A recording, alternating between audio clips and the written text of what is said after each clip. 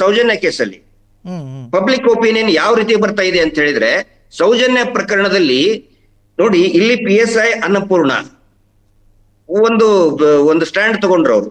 ಮತ್ತೆ commissioner of police Hubballi Dharwad Shashikumar ಸಾಹೇಬ್ರು, PSI Annapurna versus PSI ಯೋಗೇಶನ್ನ ನೀವು ಇದನ್ನ ಮಾಡಿ.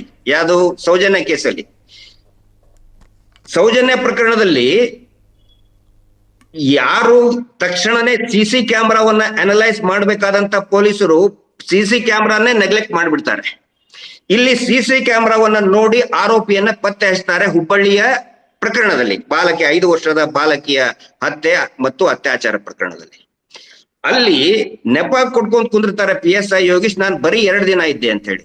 PSI ಅನ್ನಪೂರ್ಣ ಬರೀ 2 ತಾಸಲ್ಲಿ ನಿರ್ಣಯ ತಗೊಳ್ತಾರೆ, ವಿದಿನ್ 2 hours. ಇಲ್ಲಿ ಯಾರನ್ನ ನಾವು ಮೆಚ್ಚಬೇಕು? ಪಬ್ಲಿಕ್ ಯಾರನ್ನ ಸಪೋರ್ಟ್ ಮಾಡಬೇಕು?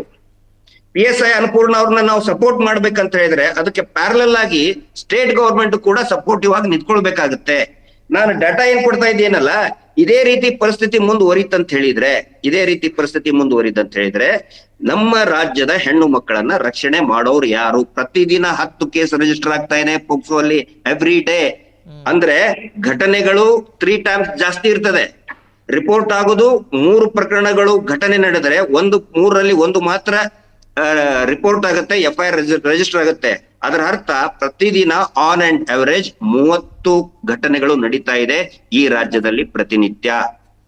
ಸೊ ನಮ್ಮ ರಾಜ್ಯ ಇದಕ್ಕೆ ಏನು ಕ್ರಮ ಕೈಗೊಳ್ತಾ ಇದೆ ಅನ್ನೋದು ಬಹಳ ಮುಖ್ಯ ಪ್ರಶ್ನೆ ಆಗುತ್ತೆ ಸರ್. ಇಲ್ಲಿ ಸಾಂದರ್ಭಿಕವಾಗಿ ಒಂದು ಪ್ರಶ್ನೆ ಕೇಳ್ತೀನಿ, ಈ ಸಂದರ್ಭಕ್ಕೆ ಅದೆಷ್ಟು ಸೂಕ್ತ ಅನ್ನೋದು